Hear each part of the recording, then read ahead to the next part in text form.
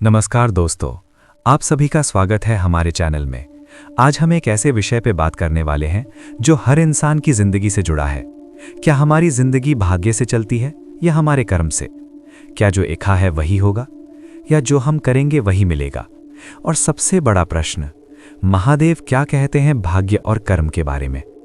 अगर आपने भी कभी कहा है मेरी किस्मत खराब है, मैं मेहनत तो करता हूं लेकिन फल नहीं मिलता, तो आज की ये पूरी चर्चा आपके लिए है। वीडियो को अंत तक जरूर देखें, क्योंकि अंत में मैं आपको शिव का ऐसा सिद्धांत बताऊंगा जो आपकी सोच हमेशा के लिए बदल देगा। भाग्य क्या है? भाग्य का अर्थ है वो परिस्थितियां जो हमें जन्म से मिलती हैं। हम कहाँ जन्म लेते हैं, किस परिवार में आते हैं, शरीर कैसा है, शुरुआती अवसर कैसे हैं, ये सब भाग्य है। शास्त्र कहते हैं भाग्य हमारे पिछले जन्म के कर्मों का परिणाम है, यानी आज जो मिल रहा है वो पहले किए गए कर्मों का फल है। लेकिन ध्यान रखिए, भाग्य स्थायी नहीं है, ये बदल सकता है। कर्म क्या है?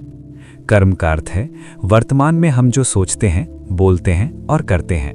हमारा परिश्रम, हमारा व्यवहार, हमारे निर्णय, यही कर्म है। भगवद गीता में कहा गया है कर्मण्येवाधिकारस्ते मा फलेषु कदाचन, अर्थात तुम्हारा अधिकार केवल कर्म करने में है, फल पर नहीं। यानी भगवान का संदेश साफ है, फल की चिंता छोड़ो, कर्म पे ध्यान दो। भाग्य और कर्म का संबंध। अब सवाल है, अगर सब भाग्य में लिखा है तो मेहनत क्यों करें? और अगर सब कर्म से है तो कोई अमीर और कोई गरीब जन्म क्यों लेता है? महादेव का सिद्धांत बहुत गहरा है। भाग्य तुम्हारा पुराना कर्म है, कर्म तुम्हारा नया भाग्य बना रहा है। जो बीत चुका है वो भाग्य बन गया, जो तुम अभी कर रहे हो वो भविष्य का भाग्य बनेगा। जिंदगी एक नदी की तरह है, नदी की दिशा भाग्य है, लेकिन नाव को कैसे चलाना है वो तुम्हारा कर्म है। अगर लहरें तेज हैं तो क्या नाविक चप्पू चलाना छोड़ देता है? नहीं, वो और मजबूत बनता है। मार्कंडेय की कथा। पुराणों में एक महान ऋषि का उल्लेख मिलता है, मार्कंडेय। उनकी आयु जन्म से ही केवल 16 वर्ष लिखी थी, यानी भाग्य तय था। लेकिन उन्होंने महादेव की कठोर तपस्या की, अटूट भक्ति की। जब यमराज उन्हें लेने आए तो वे शिवलिंग से लिपट गए। तभी महादेव प्रकट हुए और यमराज को रोक दिया। मार्कंडेय को चिरंजीवी होने का वरदान मिला। इस कथा का अर्थ क्या है? भाग्य लिखा था 16 वर्ष, लेकिन कर्म और भक्ति ने भाग्य बदल दिया। यानी शिव का संदेश स्पष्ट है, कर्म से भाग्य बदला जा सकता है। लोग भाग्य को दोष क्यों देते हैं? जब मेहनत अधूरी होती है तो इंसान कहता है किस्मत खराब है।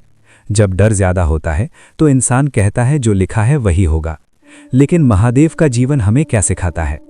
वे शमशान में भी शांत हैं, कठिन परिस्थिति में भी संतुलित हैं। उन्होंने कभी भाग्य को दोष नहीं दिया, उन्होंने कर्म किया, ध्यान किया, तब किया। शिव का गहरा संदेश।